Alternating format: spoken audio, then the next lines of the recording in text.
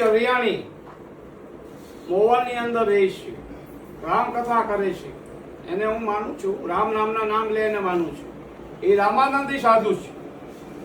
સમજી લેજો, મારો એનો સંબંધ 40 વર્ષથી છે.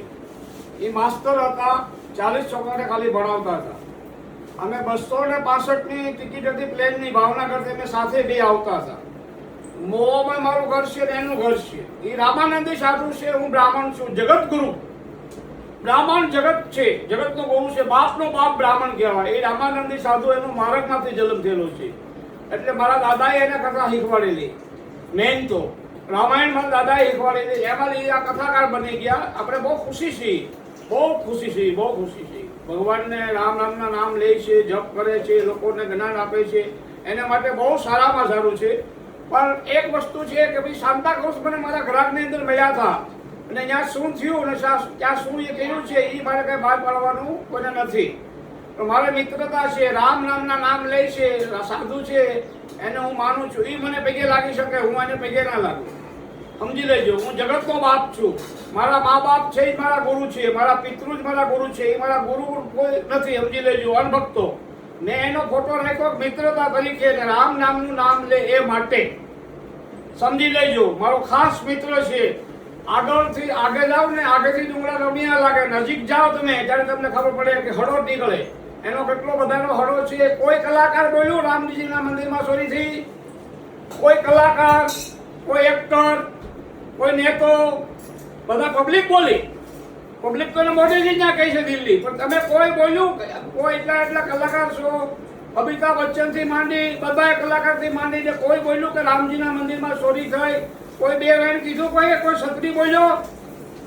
એટલે ખાસ કહેવાનું છે કે મોરારજી મારે મિત્રતા છે, દોસ્તી છે, એટલે મેં એનો ફોટો રાખ્યો છે મારી સાથે. મિત્રતા મેં નિભાવી છે, રામ નામનું નામ લે એ માટે. આજે રામે આખી સભા બોલાવી હતી, દરબારોને બધાને બોલાવ્યા હતા. સભા બોલાવીને નરેશ કાશીનો નરેશ આવ્યો અને વિશ્વમિત્રને વંદન ના કર્યા. પછી વિશ્વમિત્રનો હાથ મેં ગુસ્સો અને રામને બોલાવી કીધું હવાર થાય એટલે માથું જોયો મને. એના ખાસ ગુરુ હતા. હવે વિશ્વમિત્ર મુંજાઈ ગયો. હું રામ નામના નામ લઉં છું, રામ ભક્ત છું. હનુમાન દાદા બેઠા હતા સૂર્યનદે, અહીંયા પહોંચી ગયા.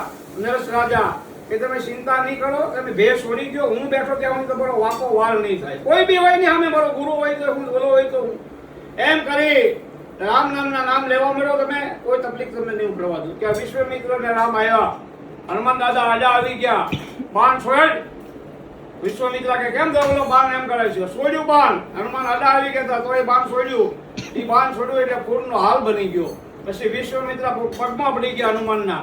કે વિશ્વમિત્ર, હે હનુમાન, હું તને પગે લાગુ છું, તારી ભક્તિ અપરંપાર છે. આમાં રામ છે, આમાં હનુમાન છે, તમે એક જ છો. નરેશને હું માફ કરી દઉં છું. એ મારો હનુમાન દાદો, એ મારો હનુમાન દાદાના નામ રામ નામના જાપ લે છે, રામ નામની કથા બોલે છે, એને હું માટે માન આપું છું. બાકી મારા મા બાપ સિવાય ને મારા પિતૃ સિવાય કોઈને માનતો નથી. આ કથા તમને અત્યારમાં હું આપું છું મહારાણા પ્રતાપની. મહારાણા પ્રતાપ રાજા થઈ ગયો હતો મારવાડની અંદર. પછી એની અંદર બહુ લોકોને દાન કર્યું, બહુ દાન કર્યું, પ્રજાનું બહુ ધ્યાન રાખે, અસલ ભગવાન બની ગયો. સોનાના સિક્કા રોજ આપે, જે જોવે તે પ્રજાને આપે, પ્રજાનું પાલન કરે. અને એનો છોકરો એવો છો પેદાશ કે એની સીમાની એનો છોકરો દાન કરે. આ એનો બાપ એ ગમે નહીં. અને એના બાપને બધાને સેનાને મળીને હારે ઝેર પાઈ દીધું.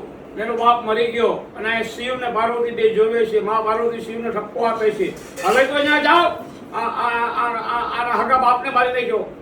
શિવ કે એના આગલા ભાવના હજી કર્મ બાકી છે, એમ હું નહીં જાઉં. પણ શિવ પછી મા પાર્વતી ગુસ્સામાં આવી ગયા, તમે બે રહ્યો, હું જાઉં છું. પછી મા પાર્વતી મહાકાલી બની ગયા. મહાકાલી કરકે આયા બાપ એના મહેલની અંદર દરવાજામાં ફાટો મારી એના બધા સૈનિકોને એક એકને મારી નાખ્યા. અને પછી આ મહારાજાનો છોકરો જે નાલાયક હતો એને બી મારી નાખ્યો. પછી કોઈ રીતે મા પાર્વતીનો ગુસ્સો મહાકાલીનો શાંત ના થાય. દેવતાઓ બધા આવ્યા, દેવતાથી શાંત ના થયા મારી મહાકાલી. પછી પ્રજાએ ગામને કીધું કે હે માં, હવે રખા કરી જાઓ બધા. પછી શાંત થયા મા પાર્વતી અને અસલી રૂપમાં આવી ગયા. ઈ માં મારી પાર્વતી. સમજી લેજો, જ્યારે કષ્ટ પડે ને ત્યારે મા કાલી બની જાય છે. દેવી છે, સાક્ષાત લક્ષ્મી છે. ઘરે ઘરે ભુવા નથી, ઘરે ઘરે સતી નથી, ઘરે ઘરે જ્યોતિષ નથી. એટલે અણભક્તો મારે તમને એ જ કહેવાનું છે ખાસ કે શિવ ને પાર્વતી છે એક તો દુનિયા હાલે છે. એકવાર કૃષ્ણ ભગવાન બજારની અંદર નીકળ્યા આટો મારવા, ભ્રમણ કરવા, અને એક ભિખારી બેઠો હતો, એને ઝોલાની અંદર શક્કર આપી દીધું. આખું શક્કર જે એનું રક્ષા કરતી હતી શક્કર આપી દીધું. અને રુક્ષ્મણીને ખબર પડી કે કાલ આવડી ઉપર કોઈ વાર કરશે તો આપણે શું જ કરશું. તો કૃષ્ણ ભગવાન કે તમે ચિંતા કરો માં, શાંતિ રાખો, આનંદ કરો, હું બેઠો ક્યાં સુધી કોઈની તાકાત નથી, અહીંયા આવી શકે કોઈ. અને રાજાઓ સડાવ કરી વાય, સૌરાષ્ટ્રની અંદર બધા રાજાઓ આવ્યા તોફાન કરવા, એને માણસોને લઈ. ત્યાં એ ભિખારીના ઝોલામાં શક્કર હતું. એટલે ભગવાને કીધું શક્કર યાદ કર્યું, શક્કર તો શક્કર જ્યાં પોગી ગયું ને એકને મારી નાખ્યા શક્કરએ. અને મા પાર્વતી લક્ષ્મીમાં સખિત થઈ ગયા કે આ તમારી પાસે શક્કર તો કેવી રીતે આવી ગયું. તો દેવી ઈ જ ખૂબી છે, આ જ ભગવાન કહેવાય. ભગવાનની ઈચ્છા મુજબ બધી વસ્તુ હાલે છે, તમારી ઈચ્છા મુજબ કાંઈ ના થાય. લક્ષ્મીજી, લક્ષ્મીમાં તમે સાક્ષાત દેવી છો મારા, તમે મારા અર્ધાંગી છો, તમે બધું કરી શકો છો, પણ તમે થોડા કઈ કાસા પડો છો. એટલે લક્ષ્મીમાં પગમાં પડી ગયા કૃષ્ણ ભગવાનના કે દેવી પતિ મને માફ કરી ગયો, મને આશીર્વાદ આપો. એટલે ભગવાન ધારે તે કરી શકે. પલવારની અંદર એક તુલસી કા પાનની હિલને દેતા, એટલે પલવારની અંદર હું કહી નાખે એ મારા ભગવાન છે. ભગવાને 6 વસ્તુ એની પાસે રાખી, જલન મરણ આબ ગાબ ને બેને મોંઘાય. ખાસ રામજી માટે જાગી જજો, આપણી ગાય માટે જાગી જજો, બધા દેવોના બધા ચોરી કરજો, પણ દેવોમાં રહેવા દેજો. ઓમ નમો નારાયણ, જય સિયા રામ.